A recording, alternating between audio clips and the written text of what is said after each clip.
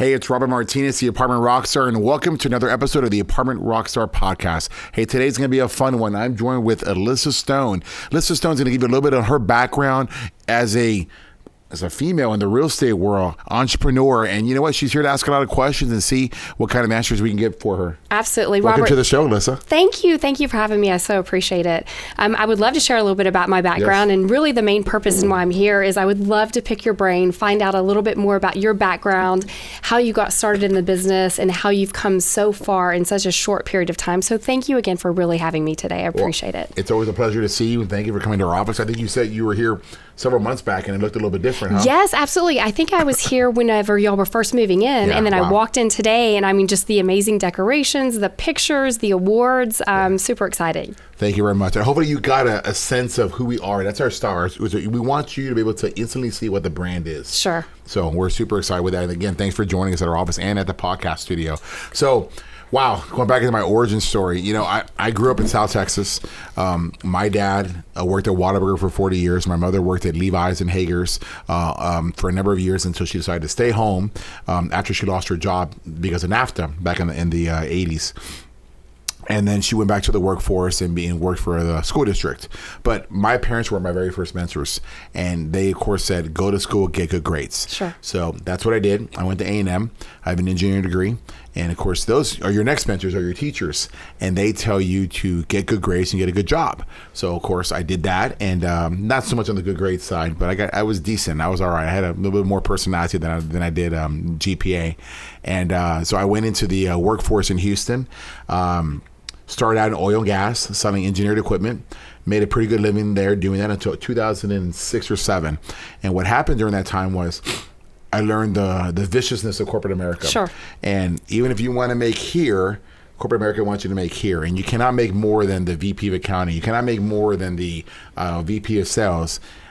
Because that's just how it is. It doesn't care if you're commissioned or not.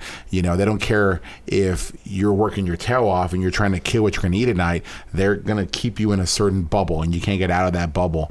And I didn't like that. I wanted something different for myself. So they pissed me off one too many times doing that. It was not fun to go through that because I realized that I didn't have control of my financial picture. My employer did. And if that was true, then when am I going to retire? What kind of school are my kids going to go to?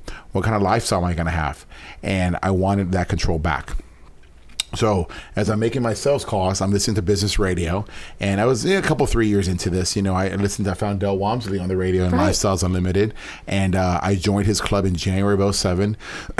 And I thought I was going to be the single family king. I went in there Saturday thinking, man, I'm going to buy 4 or 5 rent houses.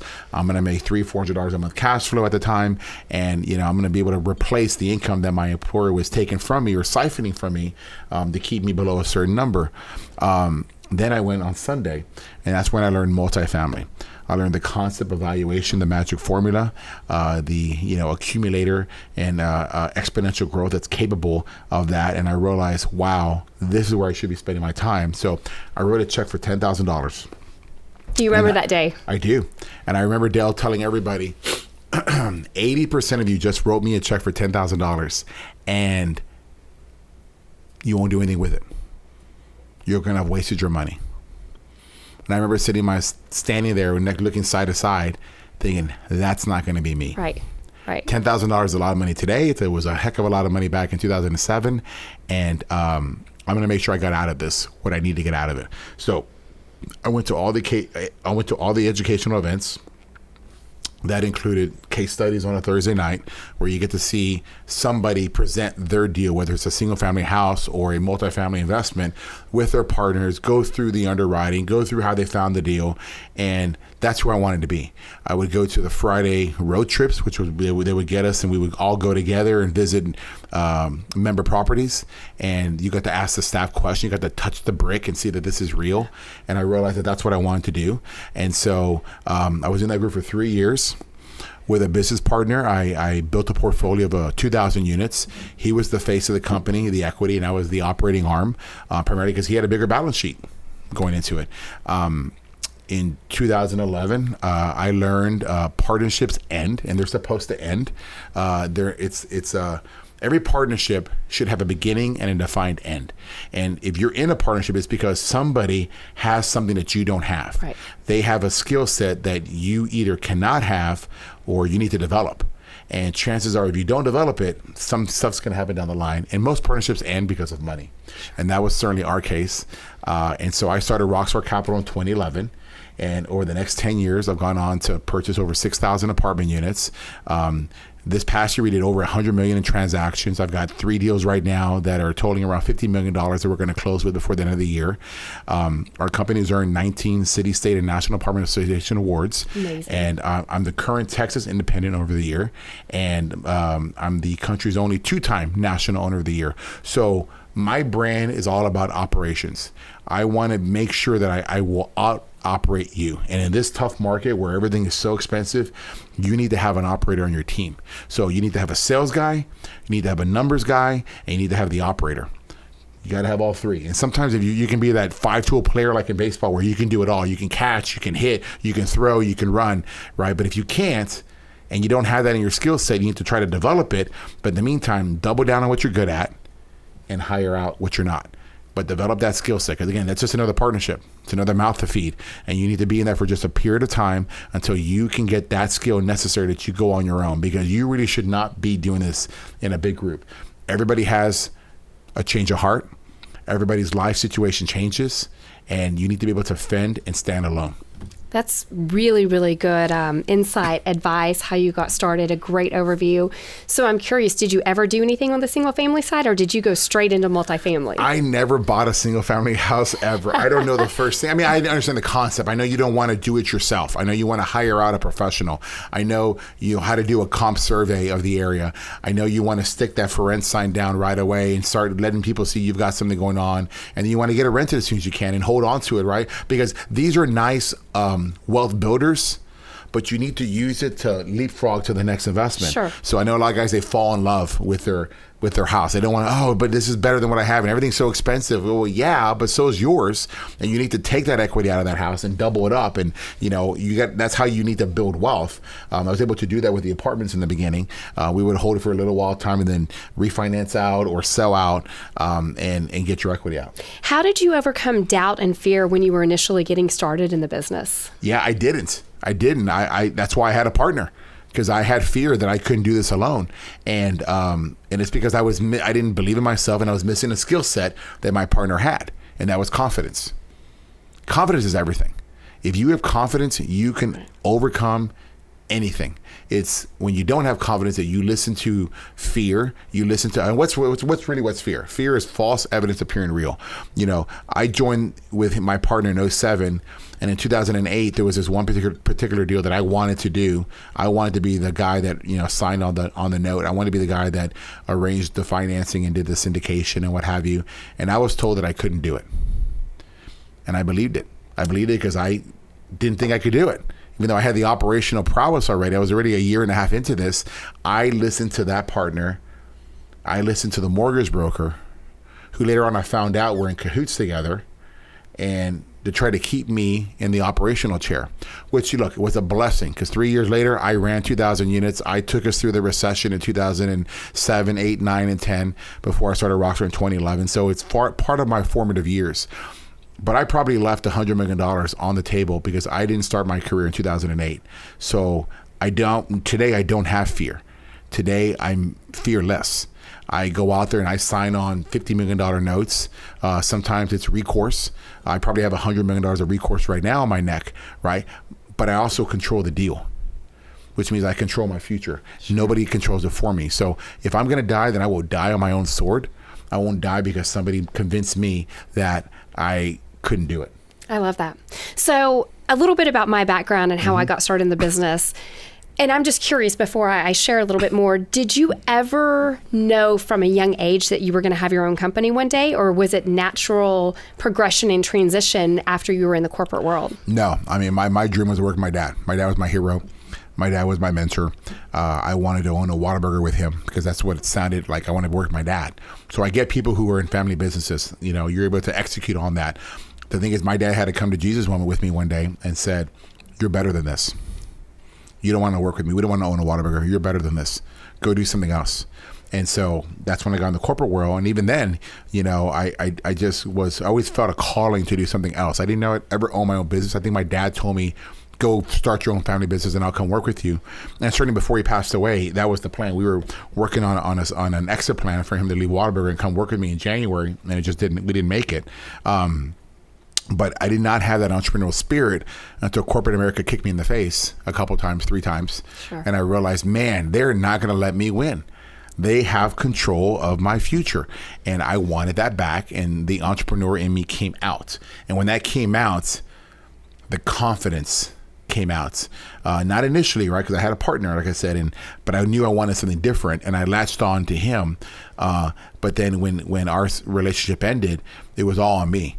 And that true entrepreneur came out. The guy that's going to work tireless hours, the guy that's going to take a risk to get ahead. Do whatever it takes, basically. Do whatever it takes to get ahead. I love that. So whenever I was very young, my dad, I absolutely looked up to him. I lost him when I was 16. But I remember when I was 13 years old, he sat me down and he wrote on a piece of paper, if you had unlimited time, talent, and money, as well as support from your friends and family, what is it that you would do with your life? And I remember making my list. And one of those line items was to own my own company. Mm-hmm. Fast forward a very, very long time. I didn't know when that was going to be or how it was going to be. And then, life happens sometimes and you go through a transition. And I found myself with very young kiddos. And I couldn't go back into the corporate world because I was traveling 5 days a week when I was doing that. And so it was at that point in time that I decided, let's start your own business. Let's get into real estate and let's just take this and run with it. So that was a little over 3 years ago. Now, I did start on the single family side, and I started with the end in mind. And what that means is I always wanted to go multifamily syndication. I knew that's where I was going to go. So I built out websites, everything to that degree. And so I find myself now, on the tail end on the single family side, doing very, very high end rehabs. For example, I have one now on the market that I just got under contract at the 1 million price point. And, it's the bread and butter for me, and where I go is going to be the multifamily syndication. So I now have one multifamily acquisition underneath my belt, and I've always looked at you in the marketplace. I think I asked for a mentor on Facebook back in 2018, and I knew who you were, and I knew of you, and we've had some brief interactions, in the industry from time to time. It was actually 2019. 2019, was it? Okay. Mm-hmm. So it was April, May 2019. Very, very good information. And you shared a couple of tidbits about, multifamily syndication that I still carry with me to this day. So for example, I actually texted you recently and asked for help with this multifamily acquisition. And I was going through the valuation process and understanding just through some of my rent bumps, as well as existing rehab and all of those good things, that I was able to force the valuation of the property in less than 3 months by over $61,000, almost $6,000 per door. And it's actually increased since then, since our communication, because there's been more renewals in place. So, just curiosity, because you're a very intelligent man. You've done some very amazing things. Absolutely look up to you. If you had to share 3 different mentors that I should position myself after, who would that be? And would you be one of them? Well, absolutely would be one of them. I'm very honored that you would choose me. So I'll answer your last question first. I'd be absolutely. I love giving back. I love helping people. If it can be in and out, I'm really good with that. Like, ask me a question, and it's in my head. It's like I can spit it out. You always want to take advice from people that are where you want to be. Right. So there's a lot of criticism in the world, and where you're receiving that criticism from? Is it from people that are where you want to be, or from people that are not where you want to be? Because when they're criticizing you, all they're doing is saying, please stop doing what you're doing. You're making me feel bad about myself. So when you're getting advice, you got to think, okay, who am I getting it from, and why am I choosing them? I'd be happy to be a mentor to you. I think you just got to find more people in the space, right? Because I have my methodology and I have my way of doing it. There are other guys that are actually larger than me. They're maybe not quite the operators that I am, but they have learned to build scale. I did this because I did it as an entrepreneur. I did everything. I did the underwriting, I did the marketing, I did the operations, I did the training, I did the everything. And it's through time, when I was ready to give up a piece of my income, that I hired somebody. In fact, for the last 3 years, I haven't had a pay increase in my management company because I've pushed it all out, and I developed an asset management team. I developed a marketing team. I developed an operational team, regionals, HR now, accounting. Like, all this has to come from somewhere, and it came from me. But I'm not playing for today. I'm playing for tomorrow. And so maybe finding a mentor that has built that scale faster. For example, if somebody had come to me and given me $2 million in 2011 and said, you're a great operator, I want to give you seed money, here's what I think you should do, I would have grown a lot faster, right? Because you can go fast alone, but you can go far in a team. And it took me a little while to realize that I could have gone faster had I developed more team. And meaning, not that I didn't have a team internally, but bringing in outside people that have expertise that I don't have. You know, as an entrepreneur, you do everything, as I said, and, you know, do you do everything perfect and well? You probably don't. You probably have a few things really good. But bringing on someone that can have taken control of some items would have been great. So there's a lot of groups out there that have gone really far and they're really large, and I find out how they scaled. If that's what you're interested in. I don't know what you're interested in. If you're interested in just building enough money to replace your income and you're comfortable, or, you know, because I never expected to get to the level I'm at. I never had plans of buying 6,000 units at Rockstar and another 2,000 units at my other company. You know, I just was buying deals. It was fun. Well, I think you and I have similar personalities, because once you accomplish one goal, then you increase it and you want more. And that's absolutely my personality too. So my end all be all goal is I want over $100,000 a month in passive income. And I want to do that through multifamily syndication. All right, so let's work that backwards. Okay. All right, so let's do it real quick. So we're going to do $100,000 a month. So we're looking at $1.2 million. Okay. All right, so $1.2 million, right? Let's say you need to have as a passive partner, or as the lead. As the lead. Okay, so let's just assume that 30%, 40% instead of 10%. Okay. So then you're thinking that I've got to get probably $5 million of equity to work. Okay. Probably $4 million. Let's say $4 million. So you got to get $4 million of equity to work. How many deals is that split on? They can be all one deal, right? Or it can be multiple deals. So when you get to around $3 to $4 million of equity invested in deals, you'll start seeing something like that, and probably a little bit faster, but that's just the ballpark approach. Okay, that's really good insight. And I'm going to put you on the spot. Hopefully you don't mind. So we've had brief interactions over a couple of years, and, you know, a lot of that has been at Total Wealth Academy, you know, different real estate network functions. What is the biggest strength that you think I bring to the table? And then what could also potentially be my shortest downfall or biggest downfall that I would need to overcome in this business? I think number one weakness, is that you want it right now. Okay. I think you want it right now, and I appreciate that, right? But there's a recipe to this. Sure. And you got to have to go through the bumps and the bruises. I did, and when I did that, I realized what works and what doesn't work. I think your strengths are you have vision. You know exactly what you want. You're not afraid to go up into a crowd and say hi. You know, my name's Elissa, and shake their hand and get their attention. So I think definitely using this and your personality is a big plus for you. I think when you get in the door, you've got a lot of vision. You have a lot of vision. I can see why you've been able to achieve what you've had. I think to go further, maybe even pick up an equity partner along the way that can help you get even further down the map. But I mean, your weakness, that's not a weakness. It's just a high expectation of yourself. Right. I think you're probably very hard on yourself. Absolutely. You know, 100%. and so with that, you probably will develop anxiety. You develop, am I doing well enough? I'm look at so-and-so, they're what they're doing, you know, and that's their journey. That's different with them, you know, and it's not where you're at, it's where you finish. You know, there's an expression I like to say, you do you, I'll do me, and I'll see you at the finish line. I love that. Love that. That's really good. Stay in your own lane, right? Mm-hmm. Your own focus, your own lane, your own goals. I know you've done fitness competitions. For everybody who doesn't know, she's in really good shape. And Thank you. Know, what I've learned from people who are in fitness competitions is that it takes an amazing amount of mental discipline. It does. Because it's all about food. You have to turn into like some Spartan warrior, right? And not eat Whataburger. And other things like I enjoy eating because that prohibits the growth, and it hurts the acceleration of that growth. You can work out all you want, you know, but if you don't put right what's in your mouth into your body, that's wrong for you. So the fact that you have that mental capability, like a SEAL, like a Navy SEAL or an Army Ranger, that shows you're capable of a lot. Thank you. That's a huge compliment. It I appreciate is. that. And so when you take those kind of people and put them into a business setting, it's not surprising that they do really well. And so if you will remember that, because I think you are your own worst enemy. Absolutely. For probably more than most people. Right. Because your dad was in the military. Yes, he was a Marine. Yes, your dad was a Marine. So he put a certain discipline in you, which is why I think what's difficult for people like me or other people about eating right is very easy for you because you've got that mental capacity to do that. What might hurt you, though, is the belief that you can do more.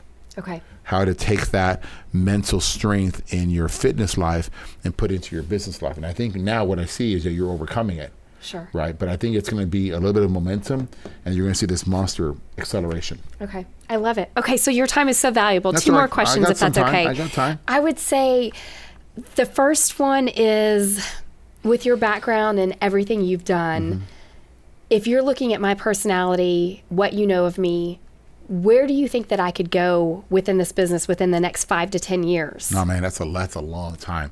It is. It's a long time. I didn't know it was going to be. I feel like I should have Over gotten 4,000 units? I mean, a minimum of that, because you're somebody in front of you that's done it. When I was doing this and building my portfolio, there's very few guys like me that are doing. Now, there are guys that built portfolios of large units, but they weren't running the deal. They had given that control to somebody else, and I can't do that. I need to have the overwhelming majority control, because it has to be my vision, my spirit, Sure. my brand on what I'm trying to do. I know a guy the other day, he said he had 6,000, 7,000 units. I'm like, oh, that's great. You know, you do a little digging, like he owns a tiny little fraction because he put something into a deal, or he traded some goods and services for a percentage of the deal. That's not the same thing. Right. You know, when I own my 4,000 units, I'm the majority owner of the 4,000 units.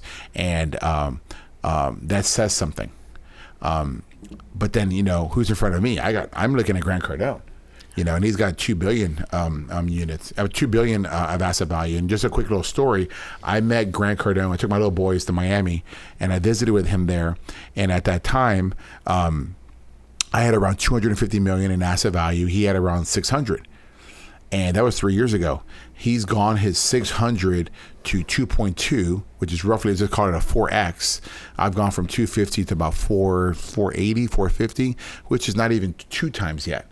And I say, so what's the difference there, right? There's a momentum, and then there's a desire. So many of us treat this like a hobby. Guys like Grant treat this like a business. And everything he's done is revolving around a business. And so I don't know if you followed it the other day, but I had my very first mastermind, my inaugural mastermind, on Tuesday of last week. And Grant Cardone crashes my mastermind. I saw that. That was amazing. Because he was in town for the World Series game, and he had contacted me the night before and said, hey, you know, it's your town.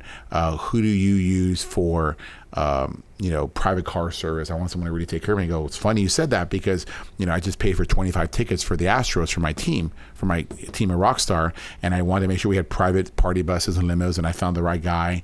And so he's going to take care of you. He'll pick you up at the airport, take you to the Post Oak. He'll, you know, take you to the game, wait for you, come back to where your meeting spot is, and it'd be great.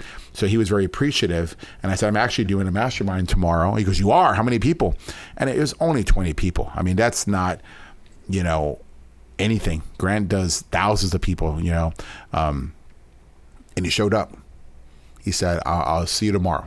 And he texts me when I'm doing my presentation, you know, it was in the afternoon, maybe around 3:00. And he said, don't tell anybody I'm showing up.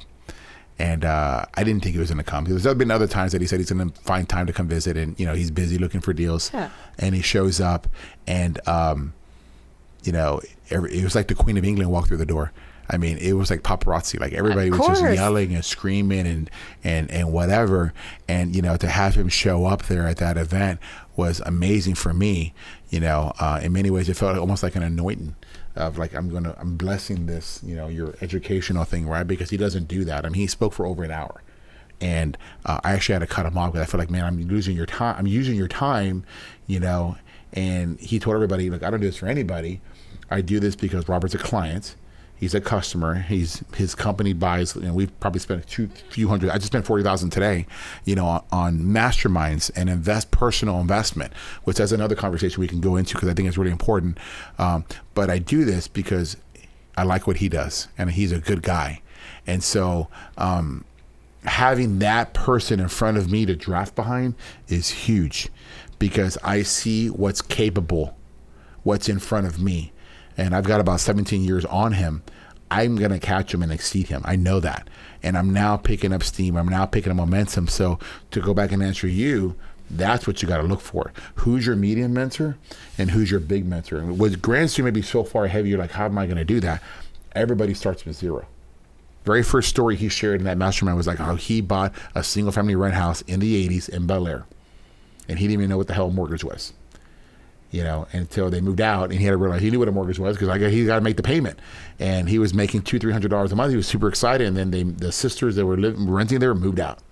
And he realized, wow, the weakness of owning one door versus owning thousands of doors. And so those kind of mentors, you got to think bigger. But to get their attention, it's a pay to play. I charged $2,500 for that event. And he's like, how much? He goes, shit, you're doing it for free. And I really was. I was doing it for free, especially if Grant Cardone's going to show up, because he charges about $100,000 just for an hour of his time, and well worth it because he's talking and he's giving motivational information, but really he's giving strategic information because he had a lot of specific points in there on what you should be doing, not doing pref debt, stay away from all that. It's just a chokehold and other little strategies that he gave to everybody in that room. So if you missed it, you missed it. I got another one in January. So come check out my website, and you can come to one in January. You never know who's going to show up. But those are the kind of mentors that you want to have. I don't know if you know this, but I was in Lifestyles, and the reason why I was asked to leave Lifestyles is because I chose Gary Vaynerchuk as a mentor who helped me discover social media. I discovered Grant Cardone, who helped teach me personal branding. These are items that those mentors in Lifestyles did not teach because they did not know. So because they did not know, I was excommunicated from the group. Now it's allowed, but because I was the first trailblazer, I was excommunicated. But I'm also friends now with Grant Cardone. I have he has my phone. We text each other from time to time, and I'm going to get further down the map because one of my mentors wants to own the New York Jets, and the other one owns a jet and travels around the world buying apartment complexes. And you are and will become what you surround yourself with, and you always want to level up. I've been taught that since a young age. That came from my dad, which I very much looked up to, so thank you. So 2 more things, and then I know how valuable time is. The first one is, what is a defining moment in your life, and it could be personally or professionally, that it drives you every single day in what you do? So when I was, the one that immediately comes to my mind was when my business partner and I were having our separation. On the way out, he said to me, "You can't do this without me." I've heard that before. And I'm like, oh yeah? I don't think you can do this without me. And here we are, 10 years later. He's about to sell and go out of business because he lost money on a deal. And I'm about to buy 3 more deals for another $50 million at the end of the year, and we're just getting started. The other moment was when Dale Wamsey said, 80% of you would do nothing with what I'm going to show you. And that was $10,000. That $10,000 turned into a $50 million net worth, at least. I don't know what it is. I don't keep count all the time. Because I made that risk decision to join. I walked away from my corporate job, which I don't think I explained that. I walked away from my corporate job to do this full time in April of 2008. And it could have been the best decision of my life. Finally, I would say that my divorce was a defining moment, right? Because, I recognize, and as much as I love the woman to death, I do. Today's her birthday. I wished her happy birthday. Good. She's the mother of my children, and I will love her to death. But I also realize that you get to a point in life where you need to have the right support system. And we were no longer on the same page. If you can get around, as you mentioned or alluded to earlier in the podcast, is that you got to have a support system. And it's great to have GC and it's great to have Gary Vee, but they're not going to be in your life every day. Who's in your life every day? Who's going to be there when you go home? Who is there during your business day? And that's your work family, and that's also your personal life. You've got to make sure that you are around the best people around you, because being in a tough situation at home, perhaps toxic maybe, can slow you down. 100%. It slows you down, and it takes your mind off of the focus and your passions that you have. But what if you're in the right relationship? It can make you. You can build an empire. Well, and I'm about to say that. You can build an empire, and, Elissa Cardone and Grant Cardone, to me, are big heroes because of what they've been able to build together. And there was a video that was there yesterday. I don't know if you saw it. She was talking about how Grant didn't want to be on Undercover Billionaire. And she forced him to do it. Forced him was the right word. And in the video, she's saying how he's calling every night. I don't want to be here. What if I fail? I'm Mr. 10X. What if I can't do this? And he's just ripping into her, right? Because you always hurt the ones closest to you, right? You always, you show them your raw side. And she was really upset about it because he was hanging up every night. And this is on the video. This is not me talking. This is the video that's on there. Today's November 5th, so you can look it up. She goes, I have a surprise for him. And she wrote down every single name, first and last name. And the list was long of everybody who says that he couldn't do it, that he was going to fail. And when he called the next night, she read that list to him. He was silent, and he said, okay, I know what I need to do. And he hung up. And so that's the power of having the right partner. It's amazing. If I can share one more story on that. Yes, and this is on I forgot. It's on a podcast, a Real Deal. I forgot. It's a famous podcast. They're based out of London Talk. That's what it's called, London Talk. And they asked him, well, when did you say you want to be a billionaire? And he's like, funny story, I didn't. Atlanta came up to him and says, Grant, you got to be a billionaire. And when you're working your ass off, and a billion is such a big number, and Grant's achieved so much, when your wife comes and says, you need to be a billionaire, he said, it was like, I'm questioning myself. Is what I'm doing not good enough? Like, I'm working so hard. I'm doing this. I'm traveling. I'm blah, blah, blah. It's not enough. She had to put him back together and say, no, it's not for me. You said that you want to touch 1 billion people. Well, in order to touch 1 billion people, you're going to have to be a billionaire. You're going to have to own a private jet. You're going to have to be able to have resources to get around the world for 1 billion people to know you. You're going to have to speak in Dubai, in Mexico City. You're going to have to speak in Israel. You're going to have to speak in Russia. You're going to have to be able and be present, but you can't do that on a middle class income. You can't do that on just a top 1% income. You've got to be in the elite, which means you got to be a billionaire. And that was like in a clarity for him, because that's his why. And she put that in his head, his person at home. So there it is. I love that. Very good insight. Thank you so much for your time. And I'm going to ask you, maybe 5 years from now, I would love to sit here again and us have another conversation. Oh, that'd be amazing. We should say this. Tyler, make sure we save this one. Yeah. And I think it'd be amazing to see where we're both at. And business-wise, personal-wise in our lives, and see if we've really taken the advice, that is coming out here. Because it's raw. Right. It's raw. I've never really talked much about stuff like that, and you asked the question, so I gave you a straight answer.